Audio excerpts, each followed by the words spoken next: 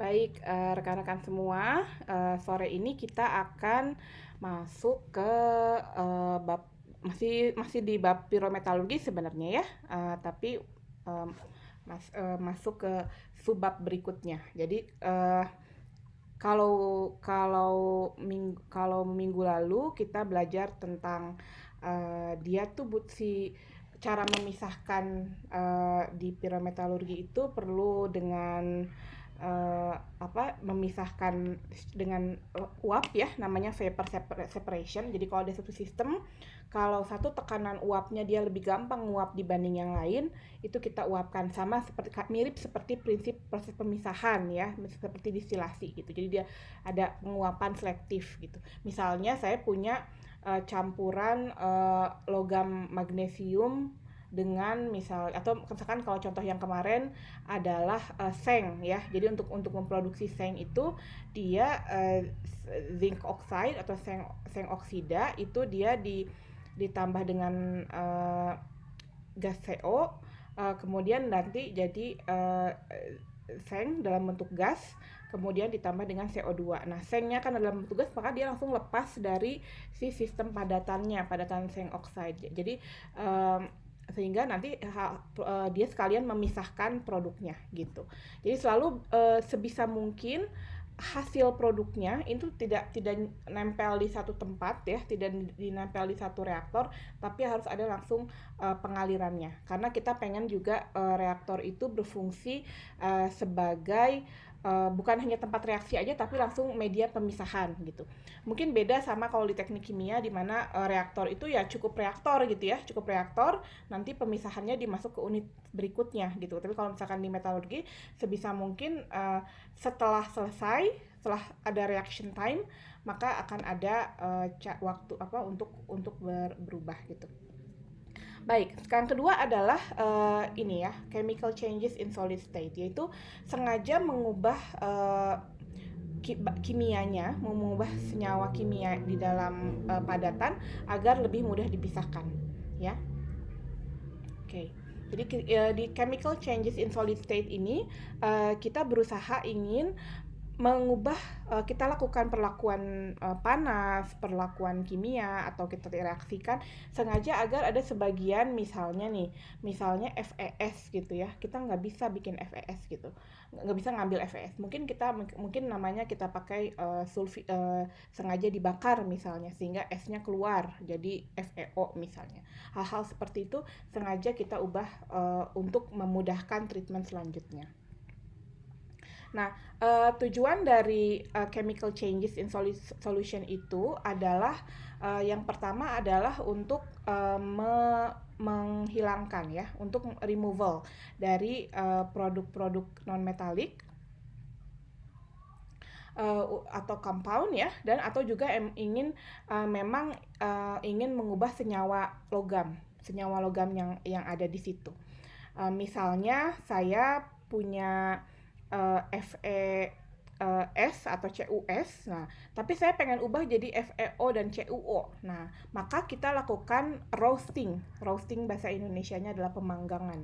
Sengaja kita masukkan udara, kemudian kita panaskan sehingga nanti S-nya ya, sulfur yang ada di CuS sama di FeS-nya itu dia bereaksi dengan oksigen, kemudian dia akan melepaskan gas SO2 gitu. Nah, gas SO2-nya makanya pasti kan nggak mungkin ya kita lepaskan ke udara, maka di gas SO2-nya nanti direaksikan dengan apa? Gas SO2 biasanya direaksikan dengan apa coba? Dengan dengan air ya. Jadi nanti gas-gas SO2-nya direaksikan dengan air. Jadi contohnya misalnya saya punya CuS atau saya punya FeS.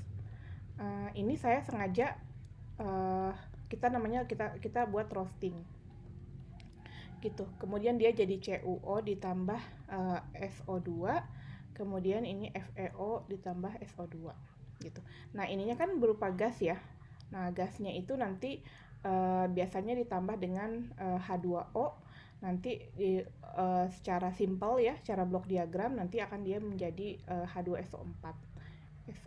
Jadi kalau secara perspektif pabrik, pabrik yang dia mengandung biji sulfida di alam itu dia potensial sekali menghasilkan H2SO4 gitu. Nah, contohnya kadar H2SO4 dibutuhkan buat apa? H2SO4 banyak dibutuhkan buat biasanya buat leaching atau buat hidrometalurgi. Jadi kalau misalkan kita butuh leaching dalam jumlah banyak, berarti kan kita butuh H2SO4 ya. Entah kita harus bikin pabrik H2SO4 atau kita cari mungkin kalau kemudian pabriknya dekat dengan pabrik pengolahan sulfida. Itu kadang-kadang bisa juga saling bersinergi, ada pabrik hidrometalurgi, juga ada pabrik pirometalurgi yang dari sulfida. Gitu. Kemudian changes of in solid state tadi dia juga dia juga biasanya ada di carried out ya ini harusnya in the presence of neutral or reactive gas mixture. Nah, jadi tadi contohnya adalah roasting tadi. Contohnya adalah misalkan roasting. Ya, kalau roasting dia pakai gas yang reaktif yaitu gas oksigen. Jadi sengaja ditambah gas oksigen untuk bereaksi dengan si padatannya. Atau misalkan dia masuk ke gas netral, misalkan O2 atau O2 dalam bentuk kalsinasi biasa ya, atau misalkan dikasih udara biasa, misalkan contohnya dia netral nggak bereaksi, misalkan kalsinasi juga, tapi kita panaskan nanti karbonatnya dia bisa menguap gitu. Jadi misalnya itu contoh chemical changes in solid state. Kemudian gas flow, nah kita butuh gasnya ini digunakan untuk bisa untuk mengambil produknya atau mungkin buat reaktan, bisa jadi reaktan tadi oksigen atau mungkin untuk heat transfer ya, untuk heat transfer between solid and hot gas. Lagi-lagi laju panas ya, perpindahan panas antara padat dan gas itu dia relatif rendah ya. Kalau kalian ikut kuliah batubara, ada berapa tipe reaktor dia di sana? Ada nggak yang ikut kuliah batubara sama Pak Song kemarin? Sama saya. Ada tipe apa? Ada tipe fixed bed, ya. Ada fluidized, ada entrained. Nah, makin ke bawah, ukuran partikelnya dia makin kecil, tapi dia jauh lebih efektif. Tapi tentunya dengan entrained karena partikelnya milimeter, maka kita akan butuh gas flow gitu ya. Nah, sehingga ini juga nanti involve kinetic of gas solid reaction. Nah, ini yang pemodelannya ya, teman-teman saya tuh dulu waktu S3 ada yang khusus zaman dulu tuh kayaknya udah lama banget ya, 2008 itu teman-teman tuh masih pakai yang udah pakai super komputer tuh ngesimulasiin computational fluid dynamics ya. Ada yang pernah tahu computational fluid dynamics? Itu dia butuh seminggu gitu, dia mensimulasikan aliran yang ada di dalam si fixed bed atau di fluidized bed atau di entrained untuk melihat bagaimana dengan reaksinya. Nah, ini kalau di computational fluid dynamics dia menggabungkan mulai dari perpindahan masanya gimana, perpindahan panasnya gimana, kemudian nanti ada perbedaan temperatur dan sebagainya ya, itu dilihat. Itu juga lumayan cukup advance juga nih di bidang ini karena perlu untuk memprediksi gimana kinetikanya kalau sudah melibatkan yang sangat kompleks begini. Oke, jadi kemana-mana ya ceritanya. Nah, ini kita ambil contohnya, salah satu contohnya adalah roasting of sulfides ya, atau pemanggangan dari biji sulfida. Nah, ada yang mungkin saya ulang lagi dari awal. Jadi kalau biji sulfida itu di awal itu kita apain? Kita masuk apa sih? Crushing ya. Terus ke grinding. Terus nanti ada yang dibalik lagi ke sini ya, di screening. Kemudian habis di grinding halus banget, terus ke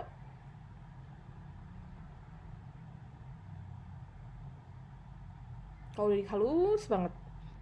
Kalau Masukkan separation Bu. ya separationnya apa? Pakai flotasi ya. Pakai flotasi, kemudian nanti baru ada biji. Salah, konsentrat. Terus di bawahnya ada tailing ya. Nah, konsentrat ini dia udah lebih lumayan besar ya. Misalkan CuFeS2 gitu. Kalau CuF2 kan berarti artinya dia misalkan kita mau ngambil copper ya. Di sini kan ada Fe. Terus kita harus mengambil ini nih Fe. Gimana caranya kita ngambil gitu. Nah, maka karena sudah masuk ke chemical treatment, kita lakukan bagaimana ini bisa dipisahkan. Nah, salah satunya adalah dengan roasting. Apa itu roasting? Roasting itu adalah memanaskan konsentrat sulfida ya, jadi sulfide material. Ini harus konsentrat, ini harus udah hampir mungkin 90% gitu ya. Karena kalau ini masih kebanyakan pengotor ya, kalau banyak silikanya gitu, mungkin ada sedikit alumina, saya nggak tahu ada macam-macam oksida-oksida yang lain atau sulfida yang lain ya. Nanti dia akan menjadi pengotor di sini gitu. Jadi kalau sebisa mungkin ini harus semurni mungkin konsentratnya. Ya, inilah konsentrat-konsentrat yang diproduksi di Freeport kemudian dijual ya, yang dijual gitu. Nah, maka ini ada juga yang pertama adalah bisa jadi roasting sulfida. Jadi di sini kalau M ini adalah logam, S itu adalah sulfida, dia ditambah dengan O2, itu jadi MO dan SO2 gitu ya contohnya gitu. Ini jadi maksudnya jadi metal sulfide ditambah dengan O2, dia jadi metal oxide dan SO2. Kita pengennya seperti itu. Namun walaupun kayaknya cantik ya di diagram Ellingham gitu ya, nggak mungkin ya kita masukin ini jadi langsung jadi beres gitu ya, langsung oksida semua gitu. Kita bisa lihat di sini uh, ada juga dia competing reaction. Jadi dia ada reaksi-reaksi samping yang dia saling berkompetisi dengan satu sama lain. Misalnya ada sebagai logam sulfat, ada sebagai logam oksisulfat gitu ya, atau sebagai juga untuk menghasilkan sulfur trioksida gitu. Nanti boleh kapan ya kita adakan satu sesi tutorial. Kita punya ahli Vexage di sini, ada Raihan. Raihan ya, siap ya? Halo, ada Saya Raihan? siap Nah, menyediakan jadi aja mungkin ya Bu kita ya. cari soal ya. Kita cari soal tentang ini, terus kita coba bener nggak sih kalau dimasukin ke equilibrium beneran jadi seperti itu ya. Kita sambil cari-cari dulu soal-soal yang kompleks ya gitu. Apakah benar-benar ada masuk sulfat dan oksisulfat dan sebagainya. Mumpung kita punya ini nih operator Vexage ya, tingkat handal. Oke, nah jadi di sini ada competing reaction ya, di mana dia jadi sulfat juga. Kemudian ini juga ada yang jadi oksisulfat, ada yang ini O dan SO4, ada juga yang jadi sulfur trioksida, dan ada juga yang jadi dan MO ditambah SO3 juga dia balik lagi jadi MSO4 gitu. Nah, jadi apakah ini produk? Mungkin. Apakah MO juga produk? Mungkin gitu. Jadi cuman nanti kan kita dapat hasilnya jadi campur ya. Jadi gimana caranya biar kita dapat produk yang kita inginkan gitu. Mau rute oksida atau mau rute jadi sulfat gitu. Kalau rute jadi sulfat, kalau sudah jadi MSO4, ini gampang. Ini tinggal ditambah air. Nanti dia jadi larut ya, dia jadi larut, kemudian dia jadi M2 plus misalnya, nanti M2 plusnya dikonsentratkan pakai ekstraksi, kemudian nanti dikonsentratkan jadi pakai ekstraksi liquid extraction, nanti abis itu tinggal di electrowinning pakai elektrolisis gitu, jadi dia diendapkan di katoda. Itu bisa juga, jadi kita dapat logam murni. Jadi kalau misalkan M-nya ini untuk kita ganti kata dengan Cu ya, bisa juga kita buat dia jadi sulfat, jadi CuSO4 ya. Buat jadi CuSO4 ditambah air, nanti CuSO4-nya kita kan mungkin kalau di leaching itu dia konsentrasinya sangat rendah ya, kayak kayak kalian ini deh, paling gampang leaching tuh teh ya, bikin teh itu kan dia konsentrasinya rendah sekali gitu, maka kita perlu tingkatkan konsentrasinya, biasanya pakai liquid extraction. Nanti kalau misalkan udah keinginan udah cukup kental dan konsentrasinya yang kita inginkan, nanti lanjut kita elektrolisis gitu, dimasukkan ke sel elektrolisis, dia dimendapkan sebagai katoda, sebagai lempengan-lempengan logam koper gitu. Atau bisa juga kita ambil dalam bentuk MO, atau misalnya contohnya CU ya, kita bentuk jadi CuO. Nanti kalau udah CuO kan tinggal direduksi gitu, direduksi pakai seperti di diagram Ellingham. Jadi kalau kita udah punya 100% CuO, wah asik nih gitu ya, tinggal direduksi, mau reduksi pakai karbon misalnya, atau mau pakai gas CO, itu bisa juga gitu. Yang jadi masalah adalah kalau si Cu dia masih mengandung Fe. Nah, nanti kalau dia masih jadi FeO, satu kereduksi ikut kereduksi dong gitu ya. Jadi logamnya jadi nyampur dong gitu kan. Nah, itu kan kita nggak pengen gitu. Kita nggak pengen 2 atau 3 jenis logam itu dia ikut masuk ke dalam fasa liquid metal ya, ke fasa logam cair gitu. Nah, makanya setelah itu untuk melihat mana kondisinya, ini akan saya akan memperlihatkan ini ya, namanya predominance diagram. Mungkin kalau kalian kekecilan nanti bisa dilihat di PPT-nya. Sengaja sorry karena kalau saya full screen ini biasanya selalu hilang ya, susah gambarnya. Nah, jadi saya punya CuFe S2. Saya ingin ngambil Cu-nya ya. Jadi gimana caranya saya bisa memisahkan fasa Cu yang mengandung Cu dari Fe dan dari sulfur gitu. Karena saya nggak mau Fe ada di sini gitu. Nanti dia ikut ngotorin sampai belakang. Saya nggak mau gitu. Nah, maka ini ada namanya adalah diagram predominan. Diagram predominan ini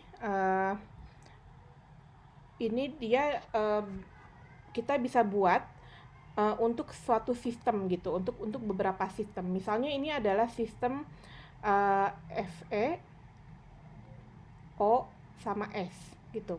Jadi kalau saya punya sistem Fe O sama S pada temperatur ini, nah kita juga bisa ubah temperaturnya. Kalau pada temperatur ini adalah ini yang di bawah adalah ini adalah log SO2 ya. Jadi ini adalah log SO2, gas SO2. Yang ini adalah log PO2 ya. Jadi dia itu yang paling stabil, komponen yang paling stabil secara equilibrium ya, karena tadi banyak competing reaction tadi, dia tergantung dari tekanan uap SO2 dan tekanan uap PO2 di dalam sistem gitu. Jadi dia tergantung dari tekanan uapnya. Misalnya kalau saya punya FeO ya, saya misalnya O2-nya mana ya? O2-nya di sini ya. O2-nya di sini 0 ya. Log PO2-nya 0 di sini. Artinya saya pengen deket room temperatur lah, atau atmospheric condition ya. Dan kemudian misalnya nggak ada SO2 sama sekali. Jadi SO2-nya rendah. Saya akan ada di sini. Ya. Maka yang akan stabil adalah sebagai Fe2O3 gitu. Ini kalau misalnya temperatur yang ini tuh adalah ambient condition.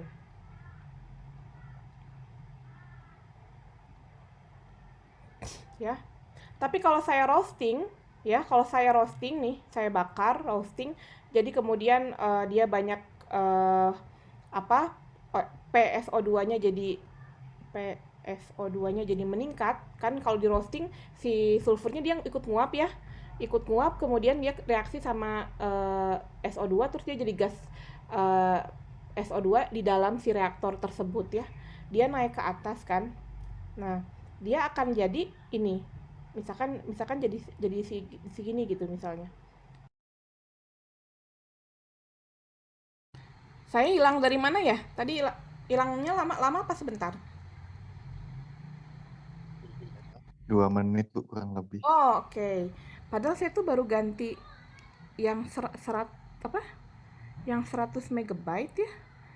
Tapi masih nggak baik. Saya ganti sebentar pakai pakai mobile hotspot ya biar stabil ya.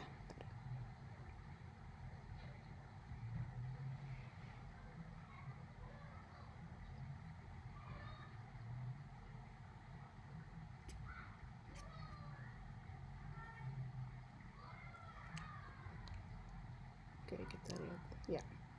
Oke, tadi sampai mana ya saya menjelaskan? Tadi sampai yang sumbu vertikal dan horizontal itu yang Oh, saya alah. dengar. Oke. Masih stable, masih unstable juga ya. Ya wes. Oke. Kalau gitu saya hapus lagi deh. Nggak apa-apa, saya mah enakan jelasin jadi aja ya. Oke. Ya. Oke. Jadi ya saya ulangi ya. Jadi ini yang 4 pertama itu adalah diagram predominance diagram dari yang FOS untuk baik temperatur 527, 627, 727 atau 827 ya.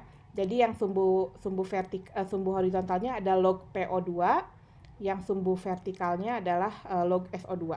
Kenapa pakai log SO2? Kenapa harus pakai tekanan parsial SO2? Karena kan dia suasananya lagi roasting.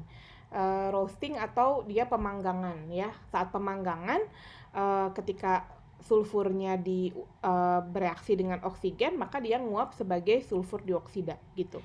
Jadi semakin lama bisa jadi tekanan uap parsialnya ya dari PSO2-nya ATM-nya dia akan naik gitu. Nah, di sini kita pengen kembali ke aim-nya, kita ingin mengambil ingin menghilangkan, ingin menyisihkan unwanted ya, sulfur dan iron yang nggak kita inginkan dari material. Sehingga kita pengennya masih punya Cu aja sama Oo gitu. Maka kita harus cari di mana yang di sini terdapat Cu yang berbeda Cu yang berbeda bentuknya dengan atau enggak rumus kimianya ya atau mungkin jenisnya dengan yang Cu. Nah, yang di bawah ini adalah Cu, O dan S. Nah, untuk CuS beda lagi nih gitu. Untuk Cu dan S beda lagi. Kalau di sini dia kalau misalkan ya ada Cu, O dan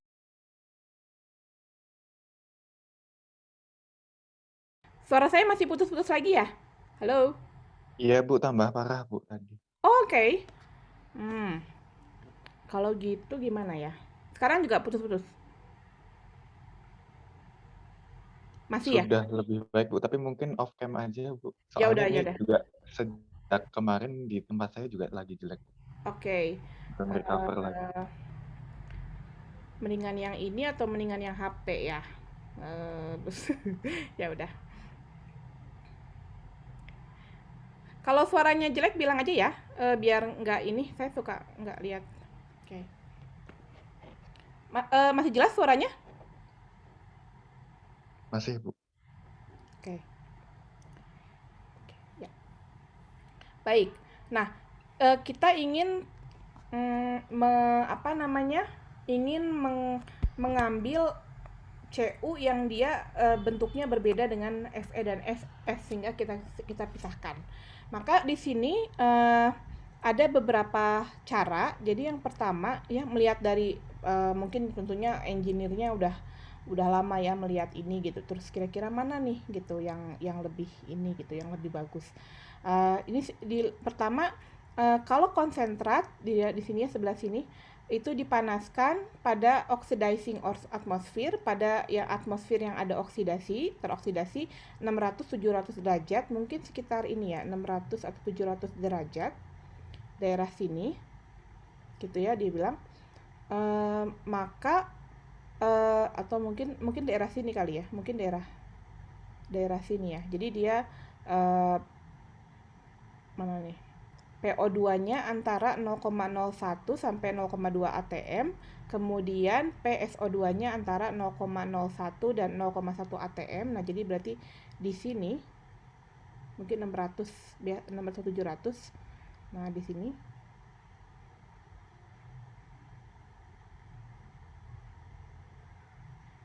di titik ini kira-kira. Jadi ini tapi nanti pasti ada protes lagi biasanya. Bukan, ini beda, ini 67, ini 727, tapi 677 ya mirip 600 700 kira-kira gitu. Namanya juga data kita nggak punya semua gitu ya. Kecuali kalau kita punya running lagi yang lebih bagus datanya gitu, running software-nya.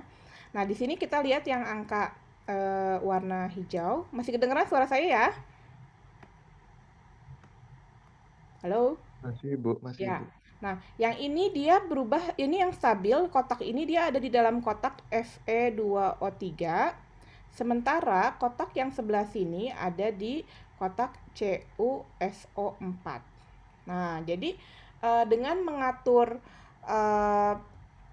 dengan mengatur dia nih, dengan mengatur tekanan SO2 sama tekanan O2-nya, gimana ngaturnya? Nah, itu ya nanti lihat di pengendalian prosesnya teman-teman yang teknik metalurgi, gimana sih cara ngaturnya, tekanannya ya, dengan kompresor atau dengan apa ya, dengan dilihat mungkin seperti apa. Nah, dia diatur sehingga dengan tekanan ini antara 0,01 sampai 0,02 di PO2 dan SO2-nya diatur 0,01 sampai 1 atm, lebih tinggi lagi, maka kita mendapatkan CuSO4 sama Fe2O3. Nah, CuSO4 itu dia larut dalam H2SO4. Nah, jadi sementara Fe2O3 itu dia nggak larut dalam H2SO4, dia tetap membatu gitu ya.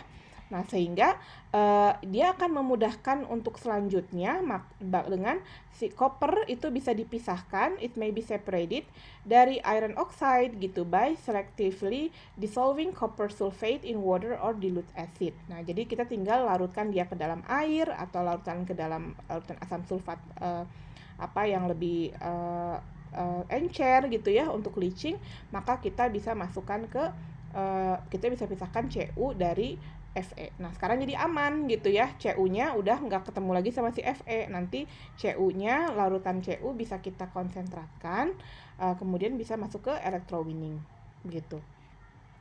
Nah, kemudian yang kedua, misalnya bagaimana kalau misalnya saya nggak mau 600 gitu. Ini kasih lagi contoh yang lain. Kalau oksidasinya di carried out-nya sekitar 50 sampai 550, jadi mungkin sekitar yang ini ya, daerah-daerah sini, 550 atau mungkin 52, ini ya 527 ya. Ini kita lihat di angka yang ini, 527, ini juga 527 gitu. Nah, di sini memang kalau temperaturnya dia lebih rendah, memang dia jadi CuSO4 di sini ya. Dia jadi CuSO4. Ada Cu-nya jadi bagian CuSO4 gitu. Tapi di sini kita lihat yang bagian F ya, yang bagian Fe. Yang Fe juga dia juga jadi SO4 juga. Dia nggak berubah jadi Fe2O3 gitu. Menjadi Fe2SO4 3 kali. Nah, artinya kalau dua-duanya masih dalam bentuk sulfat, mau dilarutin juga susah ya. Kalau mau dilarutin, dua-duanya ikut larut ke dalam larutan asam sulfat gitu. Nah, maka jadi only limited oxidation of iron to Fe2SO4 takes place. Kemudian CuSO4 juga form gitu.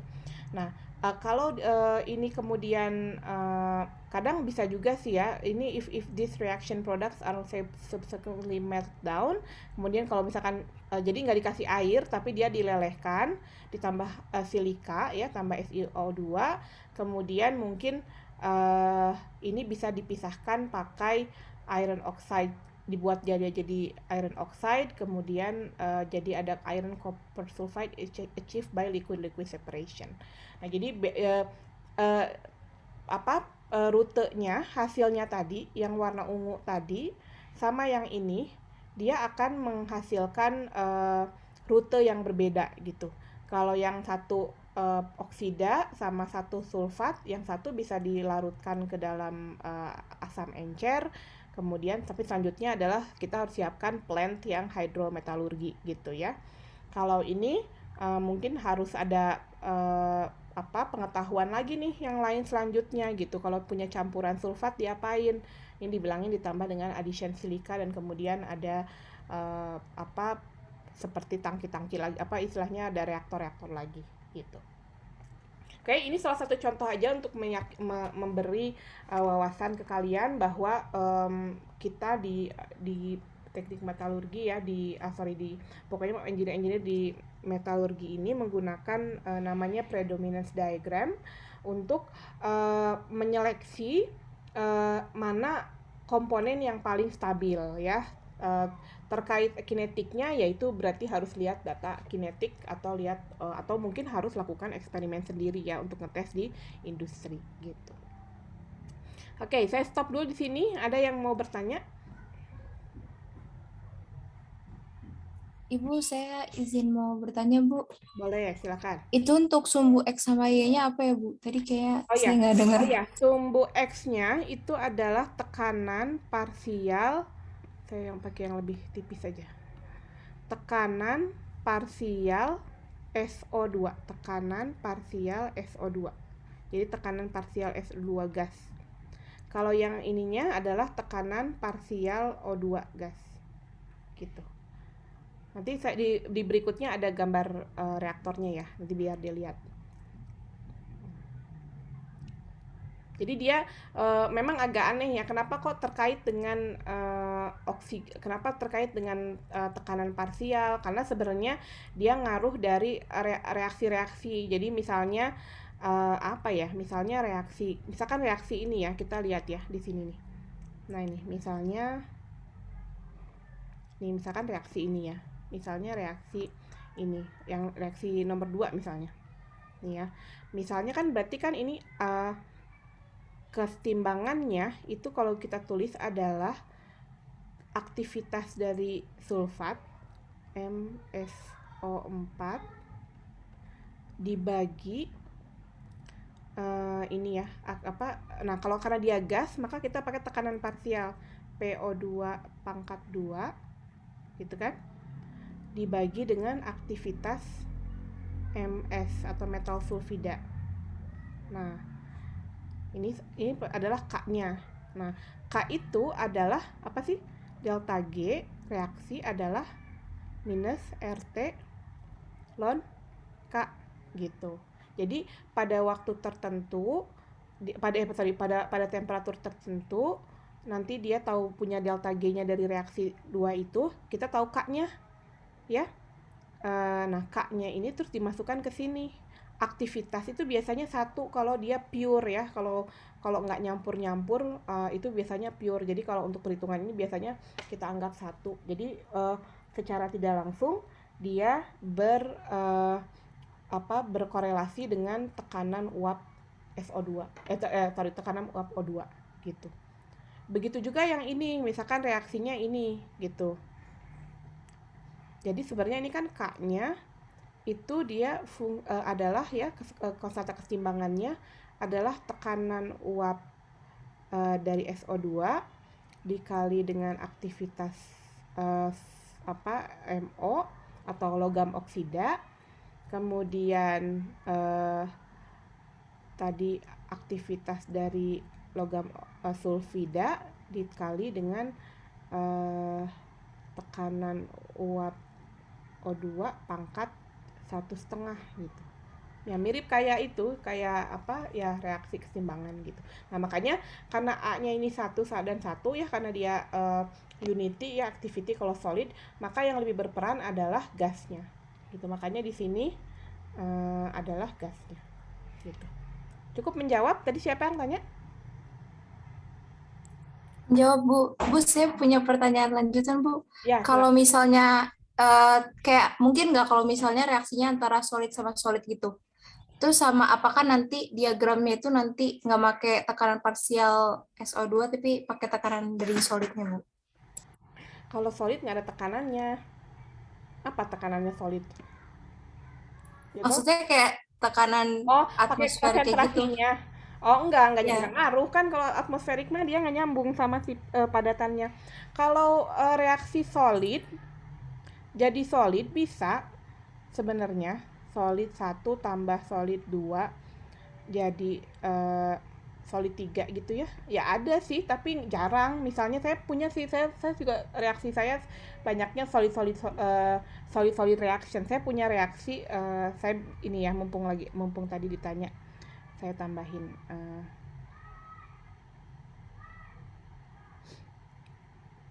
saya punya reaksi ini. Saya punya reaksi calcine dolomite.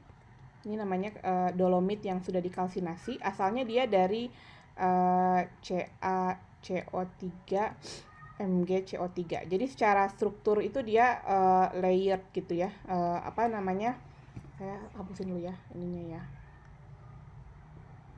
Secara struktur itu dia apa emang nyampur. Kalau kalian tahu dolomit ya, ini biji, namanya biji dolomit. Biji dolomit. Yang rumahnya di dekat Tuban sana ada banyak banget biji dolomit.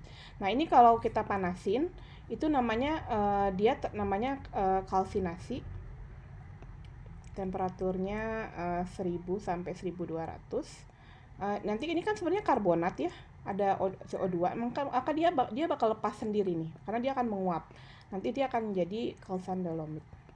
Nah, kemudian abis calcine dolomit ini saya mau reaksiin sama reduktor. Nanti reduktornya namanya silika gitu ya. Nanti ada, ini kan solid ya, ini solid. Nanti dia jadi reaksinya jadi silikat gitu. Tapi ada juga padatannya, gasnya namanya magnesium ini. Makanya cara bikin magnesium tuh dia kayak gini gitu. Nah, nanti tetap aja ntar dia bergantung dari ininya saja gitu. Itu contoh kalau padat-padat tapi dia biasanya menghasilkan gas sama padat. Contoh lagi misalnya ini, misalkan apa ya? Saya pernah baca misalkan reaksi barium oksida ditambah titanium. Oh, jangan. Saya mau ini juga ada juga ini nih yang mungkin yang lebih gampang, yang solid itu biasanya buat bikin bata tahan api. Nah, itu juga. Nah, kalau misalkan bata tahan api ya, yang paling gampang nih ya, tahan api. Misalkan saya mau bikin Al2O3 ditambah SiO2, dia jadi Al2O3X kali gitu ya, dan SiO2Y kali. Nah, cuman ini lama dan temperaturnya panjang. Contoh lain yang reaksi solid itu adalah pembuatan semen ya. Semen juga sama, dari kayak gini biar jadi kayak gini. Itu dikendalikan sama apa reaksinya? Nah, kalau itu dikendalikan oleh karena dia lambat ya, kinetika reaksinya itu biasanya nanti hitungannya lebih banyak ke perpindahan panas. Karena ini tuh lambat banget. Jadi dari difusinya. Jadi kita ngitung difusi dari solid 1 ke solid 2 gitu. Kayak gitu. Ada juga ini kinetikanya bisa juga sih kita ukur ya. Misalkan ngukur produknya ini berapa, terus nanti dialurkan lagi data seperti data kinetika, bisa juga sih kayak gitu. Gitu. Tapi nggak kalau kayak gini bergantung sama gas, nggak tetap bergantung karena dia ada O-nya di sini, biasanya tergantung dari gas O2-nya berapa di situ. Gitu. Kadang-kadang ya sedikit gitu. Gitu menjawab? Menjawab Bu. Oke, ya, Makasih. oke. Ya, tapi memang biasanya pakai gas ya. Nah, bentuknya seperti apa gambarnya? Nah, ini namanya adalah fluidized bed roaster. Jadi kita masukkan selari ya, karena kan kalau kalian lihat yang waktu di video sebelumnya juga dia bentuknya adalah selari ya. Kemudian di selari feed dia masuk ke sini. Kemudian dari bawah sini kita blow dengan air atau udara ya. Nah, udara dia mengandung N2 dan mengandung oksigen. Kenapa N2 masuk? Ya masuk aja karena dia karena lebih mahal ya untuk membuat O2 gitu. Dan N2 tidak punya pengaruh apa saja, cuman dia ngaruh ke tekanan parsialnya gitu ya. Dia cuman jadi kayak pelarutnya lah istilahnya di N2-nya. Jadi nggak apa-apa, nggak masalah. Nanti dari sini di blow ya, di blow kemudian dia terjadi reaksi dari M sulfidanya ditambah O2-nya, jadi mungkin inginnya sih jadinya ada SO2-nya ya, ditambah oxide-nya. Dan kemudian nanti di sini ada gas SO2 dalam gas ya. Nah, sekalian kalian belajar peralatan proses juga nih, dikit-dikit lagi diulang lagi. Jadi SO2 gasnya yang lebih banyak itu dia pasti akan keangkat ke atas, termasuk mungkin butiran-butiran dari padatannya. Makanya kita harus masuk ke siklon ya. Dia tekanan tinggi, kecepatan tinggi, maka dia akan muter di sini. Yang berat dia akan masuk ke bawah, sementara yang gasnya dia akan keluar dan off gasnya ke acid plant ya. Cyclone ini kebanyakan semua ke atas karena dia bentuknya fluidized bed. Cyclone itu untuk recovery-nya sampai 85%-an ya katanya. Kemudian produknya 79 sampai 90% dari yang sebelah sini. Kemudian yang ketangkep di sini yang jatuh juga ada mungkin sekitar 10 sampai 25%. Nah, jadi ini adalah fluid bed roaster yang digunakan di pemrosesan konsentrat sulfida. Nah, kemudian sama seperti di kuliah batubara, kalau kalian udah pernah ikut kuliahnya, untuk temperaturnya itu juga kita untuk istilahnya sink ya, heat sink. Untuk heat sinks atau dia penyimpan panas di sininya adalah kita menambahkan inert. Jadi butiran-butiran yang dia tidak berubah di temperatur tersebut. Biasanya silika kita tambahkan di sini, pasir ya. Kalau di batubara bilangnya pasir. Kita tambahkan silika di sini untuk dia menahan panas. Jadi kan silikanya tetap berat ya, dia tetap daerah sini, dia nggak ke atas. Mungkin dia nggak ikutan ke atas begitu. Contohnya lagi, ini gambar fotonya belum masuk ya, satu lagi. Oke, kita lanjut aja. Nah, contoh lain adalah sulfidisasi. Nah, sulfidisasi adalah mengubah logam oksida jadi sulfida atau oksisulfide atau sulfat. Suara saya masih kedengeran ya? Halo? Masih, Bu. Oke, thank you. Atau juga namanya ada juga roasting, salt roasting. Nah, ini salah satu contoh lain juga. Jadi misalkan ada natrium oksida, dia bersama vanadium oksida, kemudian kita reaksikan reaksi padat-padat jadi padat ya. Reaction of two solid to form a third compound. Padat juga. Nah, padatnya ini tapi dia lebih gampang larut dalam air misalnya. Misalkan kita mau misah apa ya, mungkin asalnya misalnya vanadium oksida dia nggak larut air, natrium oksida nggak larut air, tapi kalau kita gabungkan dia jadi larut air gitu, sehingga kalau larut air lebih gampang mungkin diambilnya. Atau enggak juga misalnya reduction roasting. Ini kayaknya saya harus tes juga, ada yang salah nih ngetiknya. Jadi misalnya ini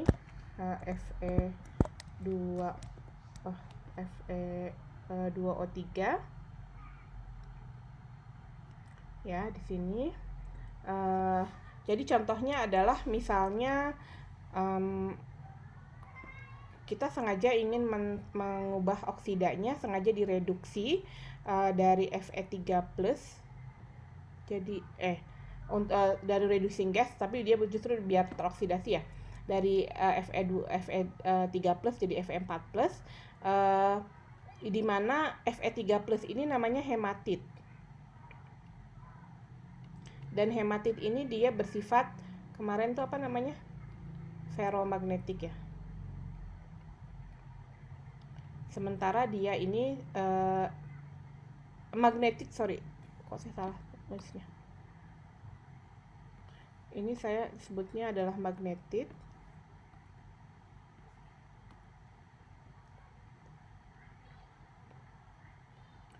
Sementara ini adalah hematit. Jadi kalau hematit dia bersifatnya paramagnetik lah ya, hematit ini. Tapi kalau kita ubah jadi Fe3O4 semuanya jadi lebih ferromagnetik. Sehingga kalau kita ubah misalnya direduksi, itu dia akan gampang dipisahkan dari pengotor, dari gauge-nya ya. Atau kemudian misalnya ini misalnya sengaja kita panaskan material di temperatur tertentu untuk memisahkan compound-nya. Jadi misalkan aurum tellurium, kalau misalkan ada komponen tersebut, kalau kita panaskan, justru dia akan berubah jadi AU dan AG, sementara yang lainnya misalkan menguap misalnya. Seperti itu. Nah, itu tadi yang tentang padatan, dan mungkin besok kita akan lanjutkan dengan yang liquid-liquid separation. Sedikit pengantar, di liquid-liquid separation itu seperti kalian punya minyak sama air ya.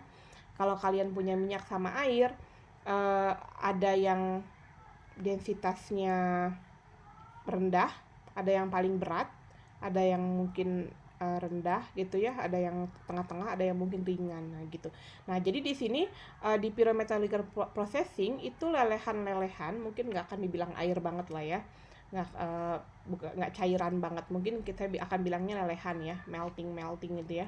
Ada covalently bonded metal sulfide. Nah metal sulfide ini kalau lelehan logam sulfida itu disebutnya dengan matte ya. Ini adalah matte. Kemudian kalau lelehan logam oksida seperti di lava itu adalah metal oksida atau slag. Slag.